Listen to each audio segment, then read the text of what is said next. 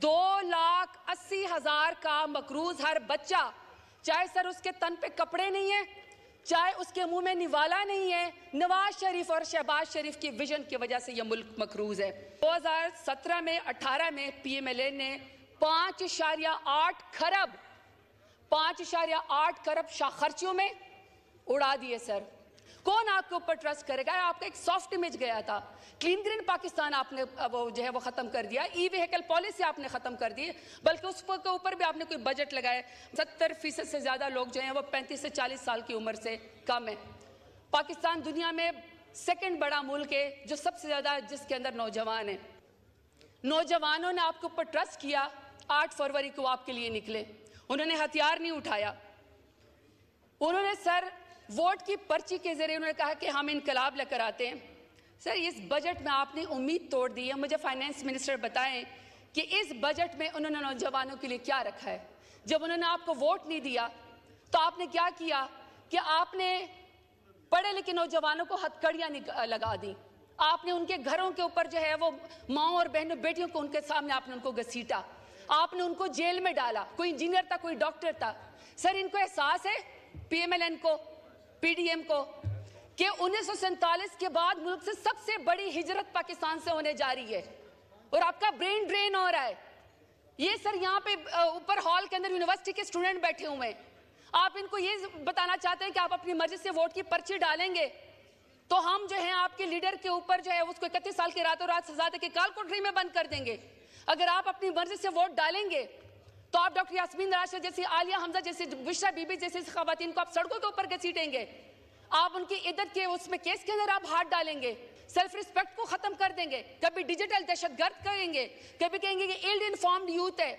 Sir वो आपको चाहे बाहर बैठे हुए हो चाहे पाकिस्तान के अंदर बैठे हुए हो, वो आपको आपकी असली करतूत दिखाते हैं, आईना दिखाते हैं।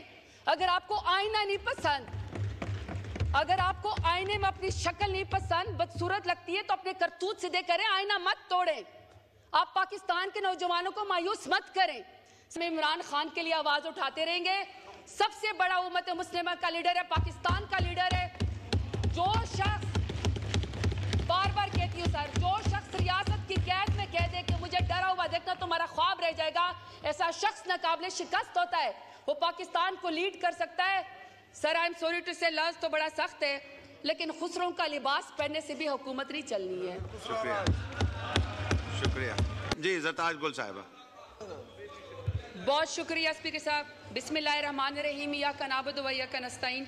आपने मुझे बजट के ऊपर बोलने का मौका दिया। सर जी जो बजट होता है वो बेसिकली पिछले जो हालात होते हैं उससे सबक सीखना होता है, मौजूदा हालात पे काबू करना होता है, और जो नेक्स्ट जिस तरफ हुकूमत ने जाना होता है, कौम ने जाना होता है, वो टारगेट सेट करता है।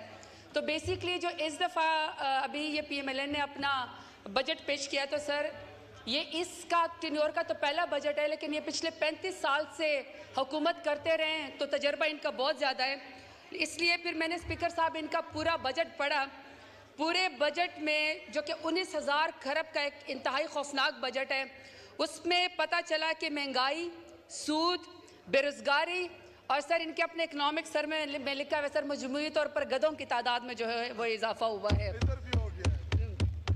सर पूरे बजट की तकरीर में ये सर ये मेरे पास है, इसको पढ़े, कोई विजन नहीं है, कोई फिगर नहीं है, कोई स्टेटिस्टिक्स नहीं है सर, के सिवाय हमारे जो फाइनेंस मिनिस्टर साहब है सर, उन्होंने इस बजट तकरीर में लिखा हुआ है कि ये पूरी की पूरी बजट तकरीर हर पेज पे लिखा हुआ है कि नवाज शरीफ का और शहबाज शरीफ का विजन है।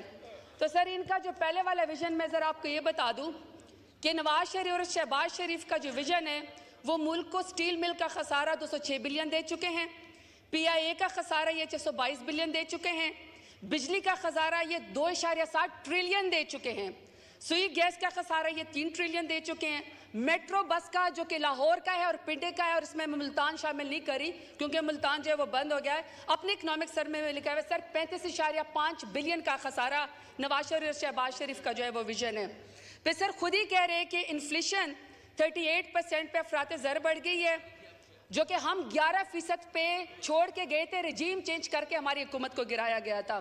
फूड इन्फ्लेशन ये खुद कह रहे हैं कि 48% के ऊपर चली गई है। और सर इकोनॉमिक ग्रोथ अभी ये माइनस में है, ये कह रहे हैं कि हम 2.83% करने की कोशिश करेंगे, टारगेट है, और फिर उसके ऊपर ये मजबूरी